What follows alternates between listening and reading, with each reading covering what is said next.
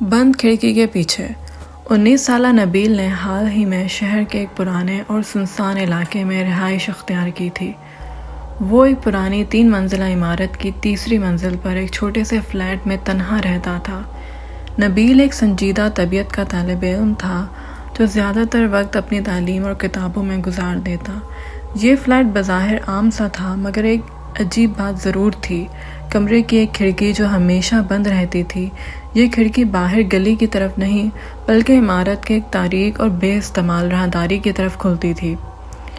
نبیل نے کئی بار کوشش کی کہ کھڑکی کو کھولے مگر وہ اندر سے مضبوطی سے بند تھی اور اس پر پرانا زنگ بھی لگا ہوا تھا۔ ایک رات جب نبیل مطالعے میں مصروف تھا، اسے محسوس ہوا کہ کھڑکی کے شیشے پر کچھ سایہ سا حرکت کر رہا ہے۔ پہلے پہل تو اس نے سوچا کہ شاید یہ آنکھوں کا دھوکہ ہے یا تھکن کی وجہ سے اسے وہم ہو رہا ہے، لیکن چند لمحوں بعد وہ سایہ اچانک رک گیا اور پھر کھڑکی کے شیشے پر ایک انگلی کا نشان نمودار ہوا۔ نبیل کی ریڑھ کی ہڈی میں سرد لہر دوڑ گئی۔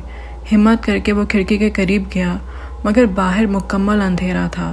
وہاں کسی انسان کے ہونے کا تصور بھی محال تھا۔ اگلی رات اسے پھر وہی سایہ دکھائی دیا لیکن اس بار شیشے پر ایک جملہ ابھرا، مجھے باہر نکالو۔ نبیل ساکت رہ گیا۔ اس نے فوراً اپنی نشست سے اٹھ کر پردے کھینچ دیے اور کھڑکی سے نظریں چرا لیں۔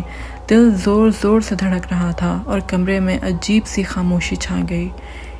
ایک کے بعد ایک رات وہی پیغام، وہی سایہ اور ساتھ ہی دروازے کے باہر کسی کے دبے پاؤں چلنے کی آوازیں، جیسے کوئی ننگے پیر راہداری میں ٹہل رہا ہو۔ 5ویں رات نبیل نے فیصلہ کیا کہ وہ کھڑکی کو کھول کر حقیقت معلوم کرے گا۔ اس نے ایک پرانا اوزار نکالا اور زنگ آلود کنڈی کو کھولنے کی کوشش کی۔ کنڈی سخت تھی مگر کچھ ہی دیر میں کھڑکی چرچراتی ہوئی کھل گئی۔ جیسے ہی کھڑکی کھلی، ایک سرد ہوا کا جھونکا اندر داخل ہوا اور اسی کے ساتھ ایک سیاہ دھندلا سا سایہ کمرے میں اندر آ گیا۔ نبیل پیچھے ہٹا مگر اس کی آواز جیسے اس کے گلے میں ہی دب گئی۔ وہ سایہ کمرے کے کونے میں رکا، پھر اچانک نظروں سے غائب ہو گیا۔ اسی لمحے نبیل کے سامنے میز پر رکھی ایک پرچی حرکت کرنے لگی۔ اس پر ایک تحریر ابھری، میں اب آزاد ہوں۔ اگلی صبح نبیل کا کمرہ بالکل خالی پایا گیا۔ دروازہ اندر سے بند تھا اور کھڑکی پہلے کی طرح زنگ آلود اور بند تھی، جیسے کبھی کھلی ہی نہ ہو۔